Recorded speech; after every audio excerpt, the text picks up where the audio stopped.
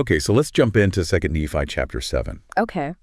And look at some of these really interesting verses. Yeah. You know, I was reading these verses, Uh-huh. and it's so interesting how it starts out. Right.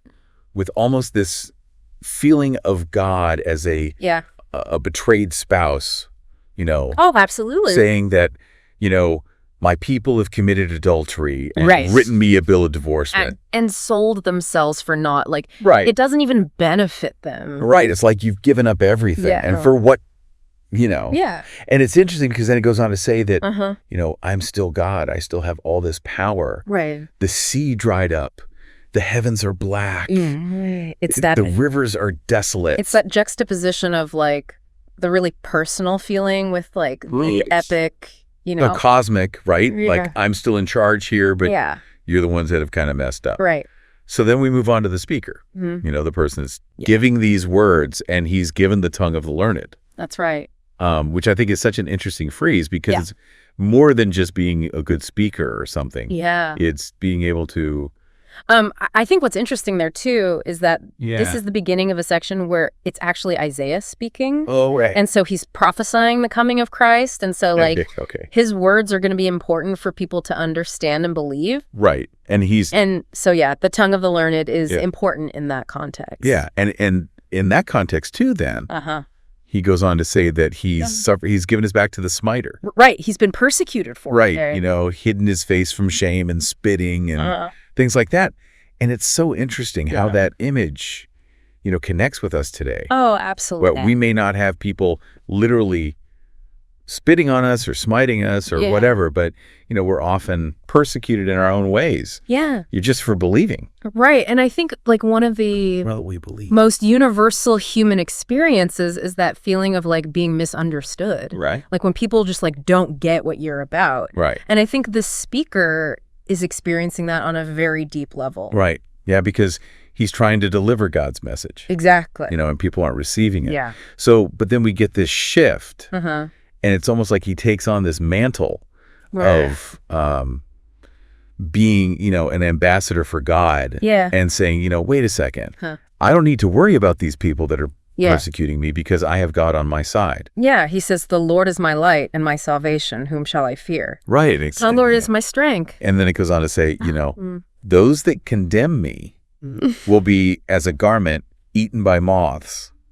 Yes, that's such a great image. It's so visual, right? Yeah, it really is. Like you can just imagine that happening.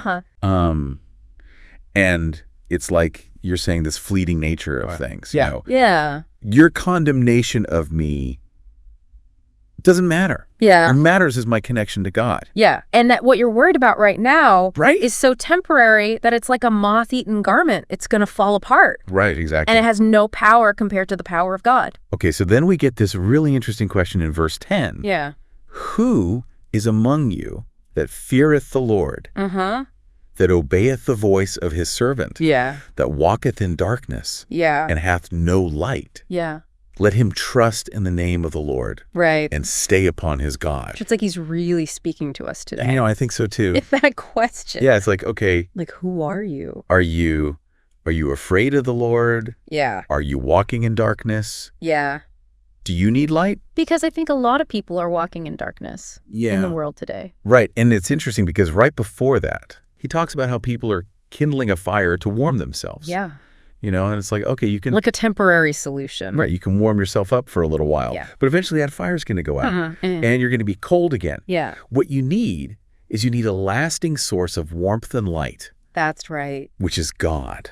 It is. And that image is so powerful too, you know, because it's like we all have those things in our lives that we turn to for comfort. Right. But they only provide temporary comfort. Right. But if you turn to God, you can have that lasting source of light and comfort. Yeah, so it's this incredible invitation to come unto Christ, you know? That is. Even when we feel alone. Yeah. Even when we feel like we're walking in darkness. Even when we feel abandoned by God. Right. He's still there for us. Exactly. Yeah. So what stood out to you from this exploration of 2nd Nephi 7? Honestly, I think what stood out to me the most was just that imagery of light and darkness. And how it can apply to our lives today. Right. We all have those moments where we're struggling. Yeah. And we're searching for answers. Yeah. But this chapter reminds us that we don't have to do it alone. Yeah. God is always there for us. He is. And he can provide that light that we need. That's a great point. Yeah. So we invite all of you to ponder these verses. Yeah. Consider what they mean in your own lives. Absolutely. And how you can find that light that you may be seeking. Yeah.